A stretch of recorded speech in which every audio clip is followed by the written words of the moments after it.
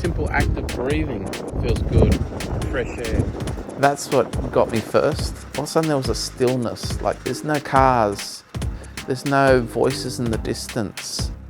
People started to really allow fear to piggyback them, and thought, no, I'm not going to allow that to become a part of my personality. It just, I can't create in fear.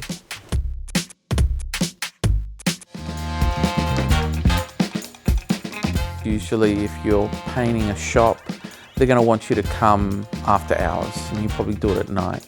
But this one was flexible because it was outside. I take a photo of the wall, and then I create the design on my computer and impose that onto the photo so that the client gets a clear understanding what it will look like, rather than a couple of chicken scratches on a piece of paper and they've got to work out something in pencil. It's just a matter of beginning. I still work hand-to-eye coordination. I'll mark areas with my eye, but I don't grid up. Sometimes I don't even do an outline. I'll just know where it has to go, and I think the freer I can be in that, the more the artwork comes together for me. Otherwise it becomes rigid and it's not breathing to me. I've got to have that energy of that one stroke required me to make it in one gestural movement, rather than a series of like 50 small strokes to get that line.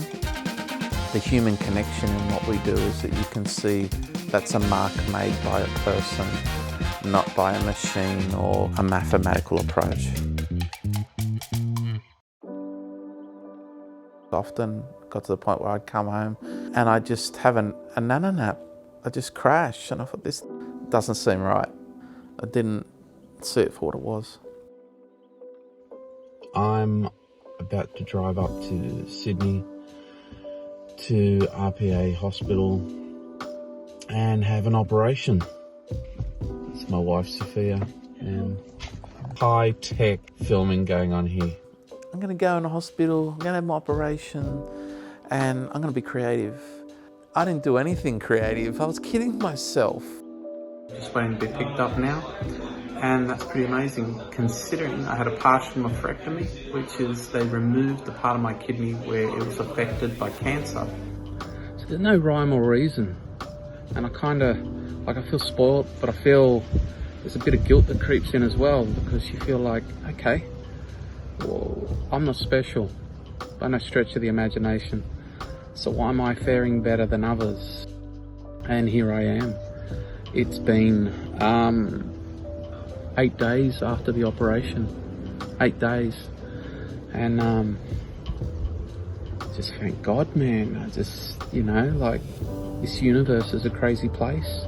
Life is a beautiful struggle, and we continually are forced into the position of either ignoring its exquisite beauty and brutality, or we try and work a few things out while we're here. Hey guys, in my hand I have a needle which I'm about to self-administer. I've been taking it for almost a month now.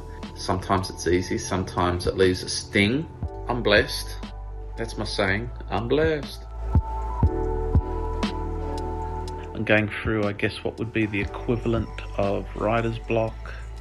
I'm watching YouTube and I'm watching other creatives. I'm trying to feel inspired.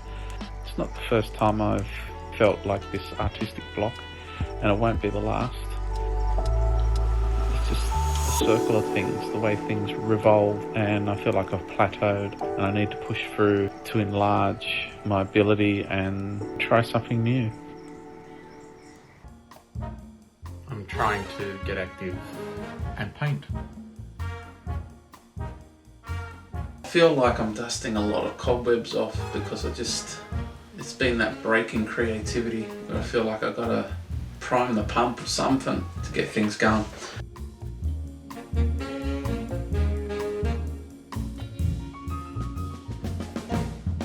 I tried to do it and I'd sit there and it's just like, I can't even sit this way for a little while.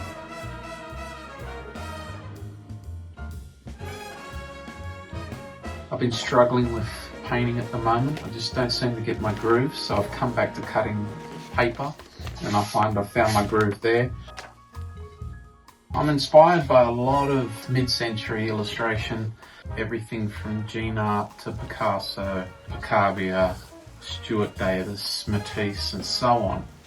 Everything ends up being meaningful, and I think that's kind of life. You search for meaning, you look for truth, and I think I do that in my work, most of it, that is.